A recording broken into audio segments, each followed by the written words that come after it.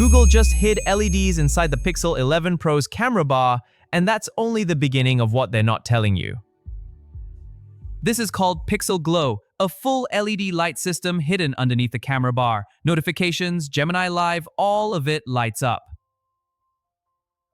That's why Google blacked out the entire bar this year. It's not a downgrade in design, it's hiding a light show underneath. You'll be able to pick different animations: breathing, flashing, color loop. It was found buried inside the Android 17 Beta 4 code. The temperature sensor? Gone. Nobody was actually using it. This is a trade-up, not a trade-off. And honestly, this might be the most visually distinctive thing any Android phone has done in years. Now let's talk cameras. Google is testing ultra-low light video that stays usable at just 5 to 10 lux. That is basically pitch black. 100x zoom sounds like a gimmick, until Google combines optical data with AI reconstruction to actually make it sharp. You're getting a 64 megapixel periscope lens, 10x optical, and that new AI zoom engine doing the heavy lifting beyond that. But the real jaw-drop feature is video generative ML. Remove objects from video, change backgrounds, repair noise, all in Google Photos. This isn't a filter. This is AI rewriting your video at a frame level, and it runs completely on device. Under the hood, it's the Tensor G6 built on a 2nm process. That's the same node as the best chips in the world right now. There was confusion online about the GPU being old. It's not. It's an updated version with native Vulkan 1.4, and 2nm lets it run faster while staying cooler.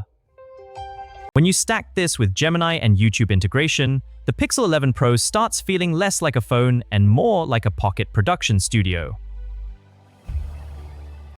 Between the bigger battery and Tensor G6's efficiency gains, all-day battery should finally be a non-issue.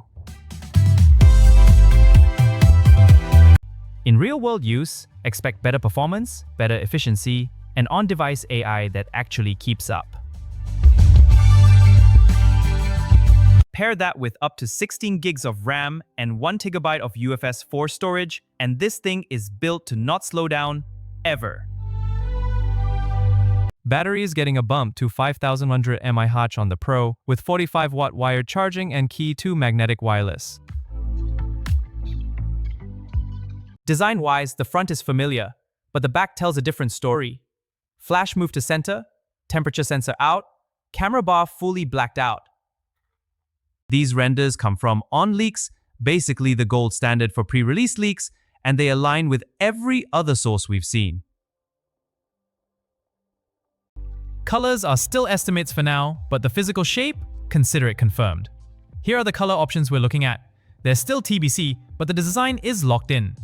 There are 3 models: Standard, Pro, and Pro XL. Here's how to pick the right one fast. The Pixel 11 is perfect for everyday users. The Pro has a better camera and display, and the XL has the biggest screen. The standard Pixel 11 6.3-inch display, 50 megapixel main camera, 5000 mAh battery, starts at $799.